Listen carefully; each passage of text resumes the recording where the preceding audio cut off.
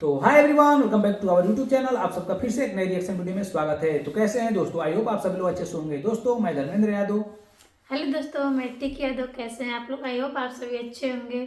आप सबके बीच में एक हम लोग फिर से रिएक्शन वीडियो लेके आए हैं। दोस्तों हम लोग जिस वीडियो पे रिएक्शन देने वाले हैं, ये वीडियो होने वाला है बउआ भाई का, और ये भी कुंभ मेले से रिलेटेड है। एक वहाँ पे साधु आए हैं जो कि पढ़े लिखे विद्वान हैं, हालांकि न्यूज रिपोर्ट में बहुत हाईलाइट है, बहुत तेजी से वायरल हो रहे हैं। तो उन्हीं के वीडियो पे बउआ भाई ने अपना पूरा मतलब एक तरीके से बताया, तो अच्छे से समझाया है। तो इन्हीं के वीडियो पे हम लोग रिएक्शन देंगे। उससे पहले दोस्तों आपको बता देंगे, अगर आप हमारे चैनल पर नए हैं तो प्लीज मेरे चैनल को सब्सक्राइब करिएगा।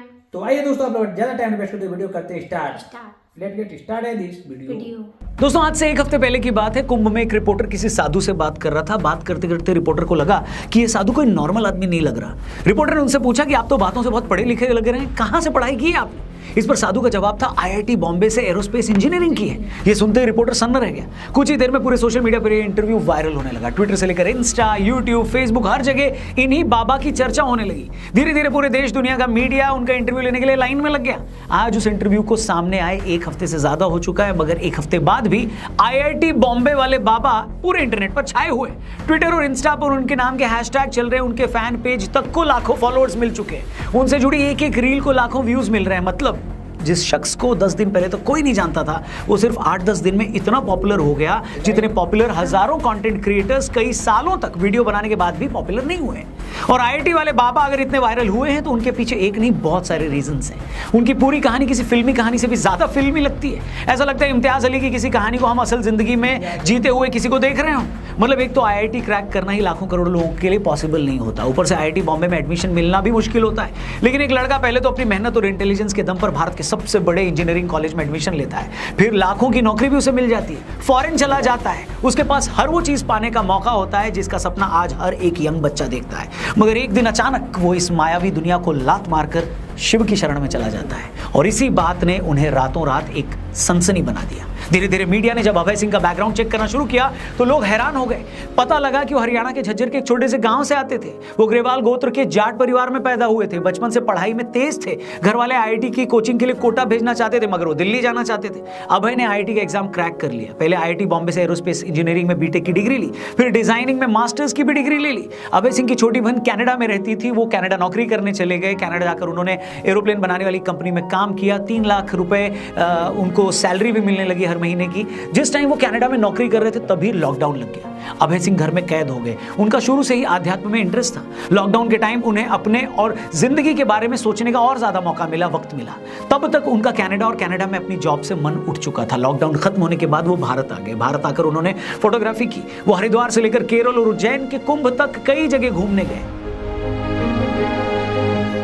अभय ने अपने कई इंटरव्यूज में खुलकर बताया है कि उनके माँ बाप बहुत ही टॉक्सिक रहे हैं, हरदम लड़ते थे। उन्हें लड़ता देखकर उनका शादी से भरोसा उठ गया था। अभय ने कहा उनके माँ बाप हमेशा झूठी शान में लगे रहते थे। उनके पिता ने जितना पैसा उनकी पढ़ाई पर खर्च नहीं किया, उससे ज्यादा पैसा उन्होंने खुद राजनीति में जाने पर लगा दिया। उनके आईआईटी से पास आउट होने के बावजूद उनकी माँ चाहती थी कि वो यूपीएससी भी क्लियर कर ले। अभय ने अपनी माँ से कहा कि मेरा मन नहीं है यूपीएससी क्लियर करने का, कलेक्टर बनने का। तो उनकी माँ ने कहा तुम नौकरी ज्वाइन मत करना, बस यूपीएससी क्लियर कर लो। अभय ने कहा कि उनकी माँ को सोसाइटी में बस ये दिखाना था कि उनके लड़के ने यूपीएससी क्लियर कर लिया है, उन्हें मेरी खुशी से कोई लेना देना नहीं था। अभय सिंह ने अपने कई इंटरव्यूज में अपने माँ बाप को खुलकर कोसा है। उनका कहना है कि माँ बाप भगवान नहीं, बल्कि भगवान ने माँ बाप को बनाया है। उन्होंने कहा मैंने सारी जिंदगी अपने माँ बाप को आपस में लड़ते देखा। मैंने उन्हें इतना लड़ते देखा कि मेरा शादी से भरोसा ही उठ गया। इसलिए मैंने डिसाइड किया कि मैं कभी शादी नहीं करूंगा। अभय कई बार बोल चुके हैं, मगर उनके माँ बाप हमेशा शादी को लेकर उनके पीछे पड़े रहते थे। जब वो उन्हें ज्यादा परेशान करने लगे तो एक दिन उन्होंने घर ही छोड़ दिया। पहले वो घर वालों से फोन पर बात भी करते थे, लेकिन पिछले 11 महीने पहले उन्होंने घर वालों को फोन पर भी ब्लॉक कर दिया। अपने माँ बाप के झगड़ों से अभय इतना परेशान हो गए कि बाद में उन्होंने इस पर एक शॉर्ट फिल्म भी बनाई। जिस टाइम वो फिल्म बना रहे थे उस दौरान उनकी गर्लफ्रेंड हुआ करती थी। वो 4 साल तक उसके साथ रहे, मगर फिल्म बनाने के टाइम वो ट्रॉमा में चले गए। उनकी गर्लफ्रेंड को लेकर भी उनकी फीलिंग्स खत्म हो गई। उन्होंने ये बात अपनी गर्लफ्रेंड को भी बता दी कि मुझे तुम्हें लेकर कोई फीलिंग नहीं रही। इसके बाद अभय सिंह जिंदगी का मकसद ढूंढने साधु सन्यासियों की शरण में गए। उन्होंने बताया काफी समय तक वो सदगुरु के ईशा फाउंडेशन आश्रम कोयम्बटूर में भी रुके और वहां पर साधना की। इसके अलावा भी अलग अलग जाकर उन्होंने अपनी साधना और तपस्या पूरी करी, क्योंकि ऐसे तो पहुंचे हुए साधु महात्मा किसी को शिक्षा देते नहीं है। वहां जाकर उन्हें अपनी सिंसियरिटी साबित करनी होती है। ये दिखाना होता है कि वो सच में अपनी धुन के पक्के हैं, उनकी नीयत साफ है और वो सचमुच कुछ सीखने के लिए निकले हैं। अभय सिंह ने जब ये परीक्षा पास की तो उन्हें सन्यासी का नाम दे दिया गया। शिव की शरण में जाते ही उन्हें जिंदगी का मकसद मिल गया।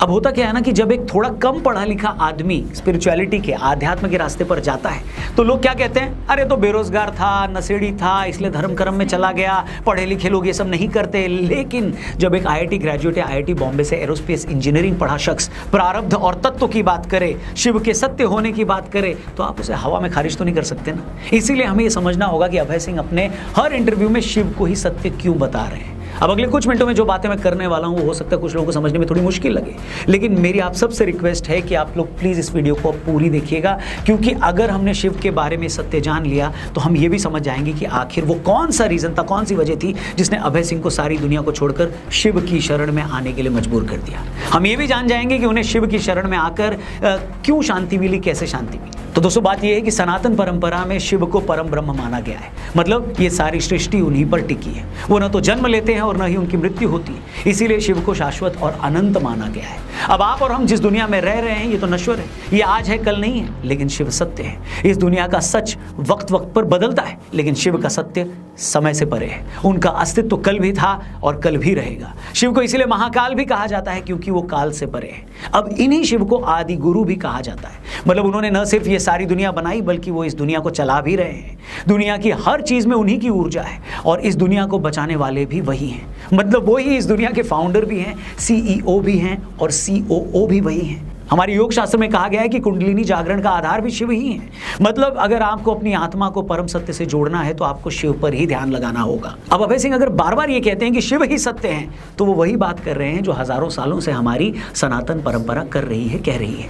अब जो लोग इस बात को नहीं समझते तो उनके लिए तो भी ये भारी भरकम शब्द है, मगर जो लोग थोड़ी बहुत भी जानकारी रखते हैं वो अच्छे से जान रहे हैं कि अभय सिंह शिव को ही सत्य होने की बात क्यों कर रहे हैं, क्योंकि शिव ही शाश्वत हैं, अनंत हैं और कभी ना बदलने वाली इस यूनिवर्सल कॉन्शियसनेस के सिंबल भी है। मतलब इस दुनिया में जो भी कुछ है उसमें शिव है, इसीलिए कहा गया है कि शिव ही सत्य है। और इसीलिए एक आईआईटी बॉम्बे ग्रेजुएट ने सारी दुनिया की सुख सुविधाएं छोड़कर उस सत्य के सामने सरेंडर कर दिया। अब कहना तो नहीं चाहिए, मगर ज्यादातर रिपोर्टर्स जो इनसे बातें कर रहे हैं या कर चुके हैं उन्हें या तो इनकी बातें समझ नहीं आती या फिर उन्हें यह पता नहीं लगता कि उनके किसी जवाब में क्या सवाल पूछें। उनके लिए अभय सिंह जी की बातें ऐसी ही हैं जैसे किसी नर्सरी के बच्चे को मेटाफिजिक्स की क्लास में बिठा दिया। अभी रिपोर्टर और कुछ यूट्यूबर्स व्यूज के लिए अभय सिंह के पास इंटरव्यू करने जा तो रहे हैं, मगर इनमें से कोई ये समझ ही नहीं पा रहा है कि वो कहना क्या चाहते हैं। यही रीजन है कि बहुत सारे इंटरव्यू में कुछ लोगों को अभय सिंह या तो एरोगेंट लग रहे हैं, किसी को कंफ्यूज लग रहे हैं, कोई उनको भटका हुआ बता रहा है। ये सारी बातें इसलिए दोस्तों क्योंकि जीवन में इंस्टा पर रील्स के अलावा इनमें से ज्यादातर ने कुछ देखा पड़ा तो है नहीं। कुंभ की जिस पवित्रता और भव्यता पर पूरी दुनिया फिदा है, जिसे कवर करने अमेरिका से लेकर सऊदी अरब तक के रिपोर्टर्स आए हैं, हमारी ही मीडिया के एक सेक्शन को उसकी गहराई और उसके धार्मिक महत्व का कुछ पता ही नहीं है। कुछ लोग तो बस धड़ाधड़ अभय सिंह जी की रील्स को सिर्फ इसीलिए शेयर कर रहे हैं कि देखो एक आईआईटी का बंदा साधु कैसे बन गया। जैसे हर माँ बाप को लगता है ना कि भगत सिंह पैदा तो हो मगर पड़ोसी के घर में, मेरे घर नहीं, उसी तरह बहुत सारे भारतीय इस बात के लिए अभय सिंह की तारीफ तो कर रहे हैं कि देखो आध्यात्म के लिए, स्पिरिचुअलिटी के लिए इसने इतना सब कुछ छोड़ दिया, लेकिन उसने क्यों छोड़ा, कैसे छोड़ा, किस वजह से छोड़ा, इसे समझने का टाइम किसी के पास नहीं है। मेरा बस इतना कहना है दोस्तों कि कुदरत आपको कई रूप में कई तरह के मौके देती है। नॉर्मल साधु संत और बाबा लोग तो आपको अनपढ़ और बेरोजगार लगते हैं तो आप उन पर ज्यादा ध्यान देते नहीं हो, लेकिन अगर कोई हाईली एजुकेटेड आदमी सनातन के बारे में कुछ कह रहा है, वो विज्ञान के जरिए आपको आपका धर्म समझा रहा है, तो कम से कम उसकी सुन लो, उसके बहाने अपना इंटरेस्ट अपने ही धर्म में पैदा कर लो, उसे गहराई से समझने की कोशिश तो करो, उसकी ताकत को तो महसूस करो।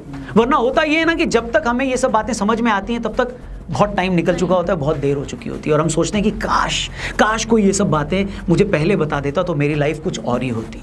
तो दोस्तों मैं अपने बारे में ज़्यादा बात तो नहीं करता, लेकिन एक शिव भक्त होने के नाते मैं आपको बता सकता हूँ कि मैंने भी इस जीवन को जिया है, इस वर्ल्डली लाइफ में रहकर शिव के उस सत्य को, आदि योगी के उस सत्य को महसूस करने की डेली कोशिश करता हूँ और मैं आपको बता नहीं सकता कि इसने मेरी लाइफ को कैसे बदला है। इसलिए आप भी अगर इस सच को जितना जल्दी पहचान लेंगे उतना आप ही के लिए बेटर होगा। बाकी आपका इस पूरे मामले पर क्या कहना है, आईआईटी वाले बाबा के बारे में आप क्या सोचते हैं, कमेंट करके जरूर बताइएगा। वीडियो पसंद आई हो तो इसे अपने हर एक दोस्त से जरूर शेयर करिएगा और अगर महाकुंभ जाने की सोच रहे हैं तो हमारे पॉडकास्ट जरूर देखिएगा, लिंक मैंने डिस्क्रिप्शन में दिया है, आपको बहुत ही इंपॉर्टेंट जानकारियां इसमें मिलेंगी। बाकी अपना ख्याल रखिए, जल्दी मिलते हैं, महादेव की कृपा आप सब पर बरसे। जय श्री राम, हर हर महादेव। तो फाइनली गाइस, जैसा कि हम लोगों ने वीडियो देखा है और इस वीडियो से एक तरह से बोले तो बहुत ही अच्छा सीख मिला। सही। देखिए दोस्तों, क्या है ना कि मतलब वो जो लड़का है, जो अभय सिंह करके जो लड़का था, जो अभी पुजारी बन गए हैं, उनका मतलब एक तरह से बोले तो इस कुंभ में बहुत लोग वायरल हो रहे हैं। एक वो हाँ। लेडीज लड़की माला वाली वो वायरल हो गई, फिर उसके बाद ये बाबा वायरल हो गए हैं। हाँ। मतलब हर एक प्लेटफॉर्म पे, फेसबुक, इंस्टा, ट्विटर, यूट्यूब, तो हर एक प्लेटफॉर्म पे दोनों लोग का बहुत तेजी से वायरल हो रहे हैं। लेकिन मैं एक ये बात सोचता हूँ कि मतलब आखिर उन्होंने मान लीजिए कि ऐसा मतलब आईआईटी क्रैक कर लिए, मुंबई में एडमिशन लेना, उसको मतलब क्रैक करना और सब सारे सर्टिफिकेट एक तरह से बोले तो महारत ही हासिल कर लिए। उसके बाद ये चले गए कनाडा में जाने के बाद 3 लाख का जॉब भी छोड़ दिए। तो ये कहने में जितना आसान लगता है कि इतना आसान हुआ नहीं होगा। नहीं। कहने में तो बहुत आसान लगता है कि इतना इतना हो गया, लेकिन जिसके साथ हुआ होगा ना तो बहुत ही स्ट्रगल किया होगा वो लड़का, बहुत ही स्ट्रगल किए होंगे, बहुत मेहनत किए होंगे, कैसे क्या क्या झेलना पड़ा होगा। और आजकल के मीडिया वाले जाते हैं, हाँ ठीक सामने जाते हैं, बस ये पूछ लेते हैं हाँ कि आप क्या क्या कहते हैं, ऐसी कहते नॉर्मल, ये नहीं देखेंगे कि अगला आदमी क्या झेला है, क्या तकलीफें झेली, क्या उसके अंदर का भावना था, किस कारण किस मजबूरी में आकर वो साधु संत बन गए, शायद वो क्यों बने, मतलब शायद वो शिव भगवान को पहचान लिए, शायद उनको लगा कि मतलब चलो चलते हैं थोड़ा ज़िंदगी जो बचा है वो पूजे के मतलब भगवान के पूजे के रूप में उसे बिताएंगे।